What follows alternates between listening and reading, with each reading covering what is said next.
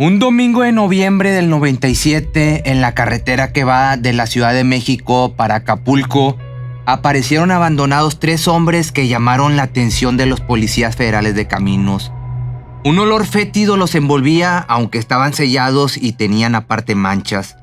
Ahí mismo, los policías abrieron uno, rompieron el cemento y encontraron restos de un cuerpo. En el servicio médico forense de la ciudad de Iguala extrajeron otros 2 cuerpos de los 2 bidones que aún estaban sin abrir.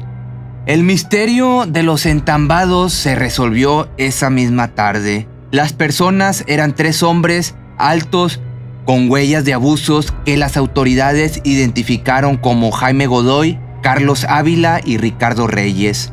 El primero era otorrinolaringólogo y los otros 2 cirujanos plásticos. El último, además, colombiano.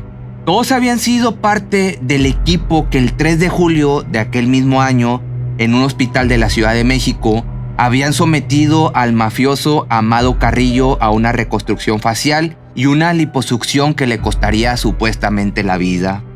Para entonces, otros 2 médicos que habían participado en aquella operación ya los habían mandado al panteón y uno más estaba desaparecido.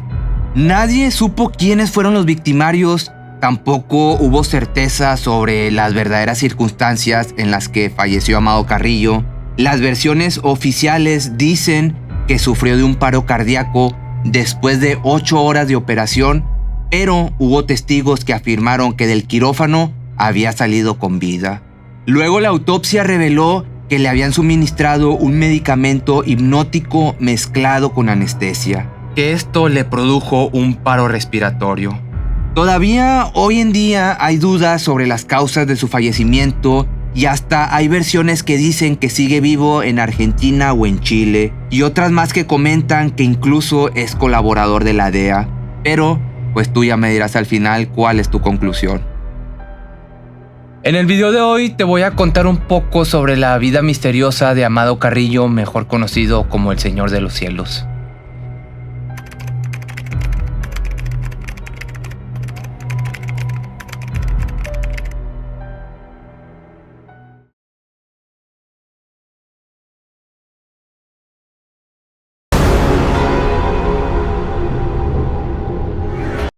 Tan misteriosa fue el fallecimiento como la vida de este capo del narcotráfico que se convirtió en un poderoso traficante de sustancias ilícitas en México, líder del cártel de Juárez y conocido como el Señor de los Cielos.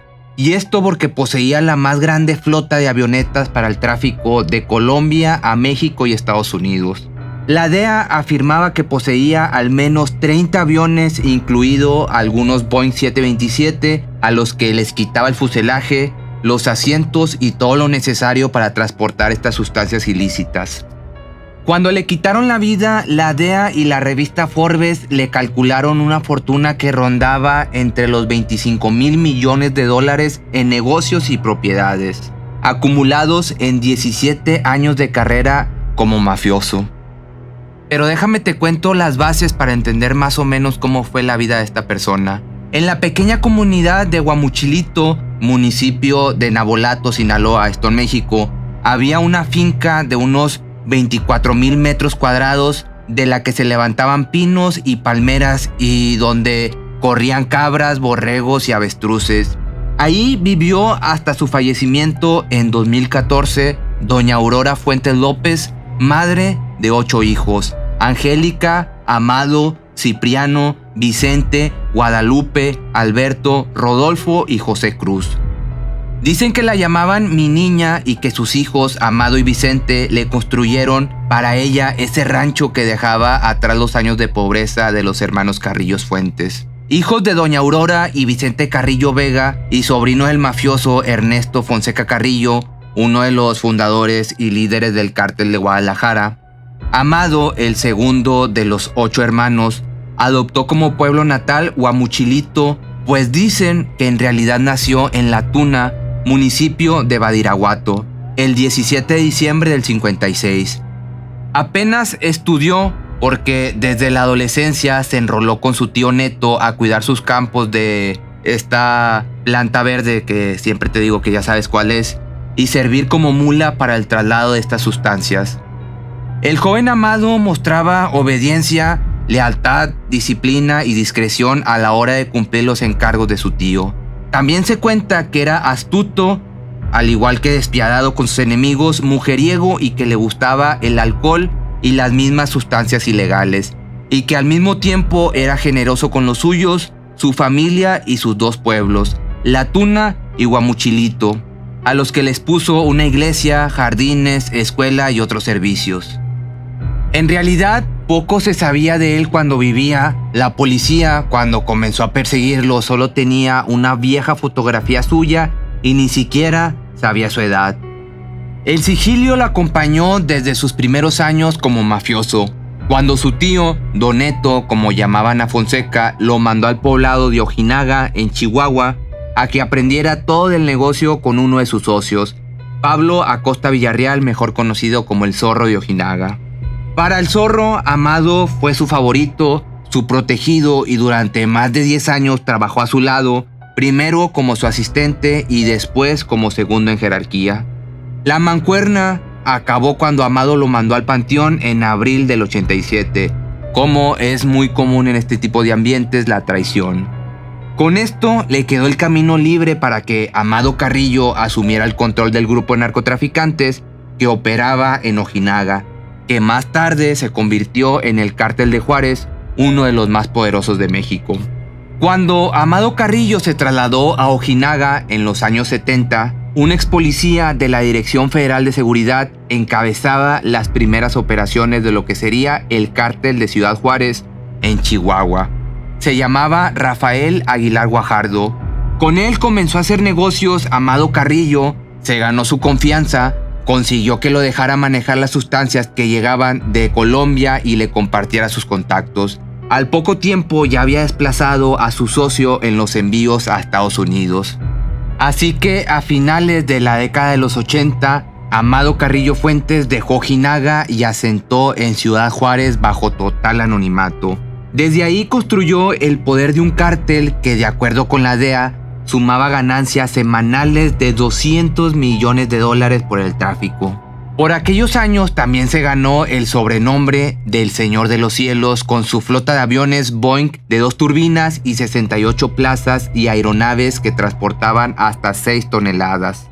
El gobierno de Estados Unidos estimó que en el 94 el Cártel de Juárez manejaba el 60% de la colombiana, ya sabes a qué sustancia me refiero, que llegaba a ese país por México, y que esa sola organización introducía 4 veces más cargamento que todos sus competidores juntos. A Amado Carrillo lo señalaban como uno de los mafiosos más poderosos del mundo al desbancar a su competencia colombiana, en especial el Cártel de Cali de los mercados estadounidenses de Chicago, Atlanta, Oklahoma y Seattle. El más satisfecho con él era su socio Aguilar Guajardo, pero no compartió el éxito por mucho tiempo. El 12 de abril del 93, en un muelle de Cancún, Quintana Roo, esto también en México, a Aguilar Guajardo también lo mandaron a mejor vida cuando iba a abordar una lancha. Como sucedió con Acosta Villarreal, se dijo que Amado Carrillo Fuentes había pagado $1 millón por él. A Amado Carrillo le llevó 6 años escalar a la cima de la mafia desde Ciudad Juárez, protegido por policía y hasta militares, custodiado siempre y discreto en sus movimientos y estilo de vida. Lograba pasar inadvertido a diferencia del resto de capos de la época. Su tranquilidad terminó el día que atentaron en su contra en el restaurante Bali High del sur de la Ciudad de México, esto el 24 de noviembre del 93. Él escapó vivo gracias a sus guardaespaldas, pero las investigaciones lo pusieron en la mira. Para entonces, Amado estaba involucrado en 26 investigaciones en Estados Unidos, y en México había 2 órdenes de aprehensión en su contra por delito contra la salud. La DEA ofrecía $5 millones y 30 millones de pesos a la Procuraduría General de la República por información que llevaran a su detención. Amado, al parecer, confiaba lo suficiente en la red de protección que había tejido, porque la prensa afirmaba en su momento que entre mayo y julio del 97 viajó a Rusia, Cuba y Chile para expandir su imperio y que entre sus planes para evadir la justicia estaban la cirugía plástica y la liposucción, aprovechando lo poco que lo conocían.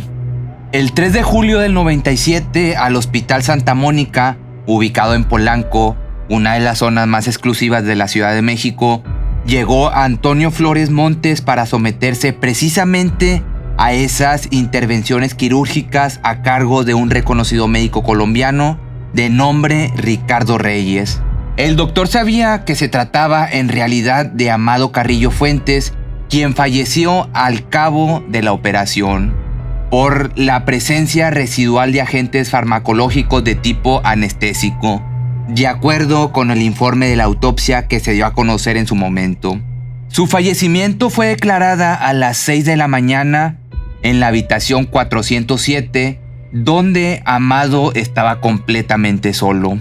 Al día siguiente, su cuerpo fue trasladado a la funeraria García López, uno de los más exclusivos en la capital mexicana, que se encargaría de trasladar a Culiacán y después a Badiraguato a Antonio Flores Montes, de 42 años, originario de Zacatecas, según su certificado de defunción. Esa misma tarde, la PGR informó en un comunicado que desde el 4 de julio por la noche recibió informes de que el Señor de los Cielos había perdido la vida. La información fue avalada por la DEA aún sin ver el cuerpo. Su cuerpo fue mostrado públicamente una semana después en el ataúd. De su rostro sobresalía ese negro bigote que despertó las sospechas, pero la pregunta era si acaso no tuvieron que afeitarlo para la cirugía. Surgieron las suposiciones sobre un doble, que esto era una de las estrategias de Carrillo Fuente para evadir a las autoridades y a sus rivales. Coincidió con esos días la desaparición de un comandante de la Policía Judicial del distrito, José Luis Rodríguez el Chiquilín, a quien la prensa le adjudicó un sospechoso parecido con Amado Carrillo. Además, nada se sabía de él desde unos días antes del fallecimiento del capo. Las sospechas las avivó 2 años después, en el 99, el periodista José Alfredo Andrade en su libro Desde Nabolato Vengo, biografía de Amado Carrillo Fuentes, en el que describía las desapariciones de quienes habían sugerido que Amado Carrillo Fuentes no estaba muerto. Pero el autor también desapareció en noviembre de ese mismo año. Más de 20 años después de la muerte de Amado, ni la PGR sabe lo que realmente sucedió aquel día. Se le pidió a las autoridades el resultado de los estudios histopatológicos practicados en riñón, hígado, pulmón, encéfalo, cerebelo, médula, miocardio, vaso y páncreas del cuerpo analizado en julio del 97, y aparte los resultados de la identidad del ADN. Pero respondieron que no había pruebas periciales ni de ADN para conocer públicamente la causa, y aseguró que 7 áreas distintas de la PGR afirmaban que no existían documentos sobre averiguaciones previas, actas circunstanciadas o investigaciones abiertas que involucraran al líder del cártel de Juárez. La única información disponible eran 2 boletines de prensa sobre su fallecimiento en el 97. A raíz del fallecimiento de Amado Carrillo, su hermano Vicente, mejor conocido como el Viceroy, quedó al frente del cártel de Juárez hasta el 9 de octubre del 2014, cuando fue detenido por elementos de la Policía Federal en Torreón, Coahuila, junto con su chofer y escolta Jesús Dimas Contreras. Su hermano Rodolfo, a quien le llamaban el Niño de Oro, perdió la vida en el 97 en un Cinépolis de Culiacán, Sinaloa, y a José Cruz, el más joven de los hermanos, lo desaparecieron.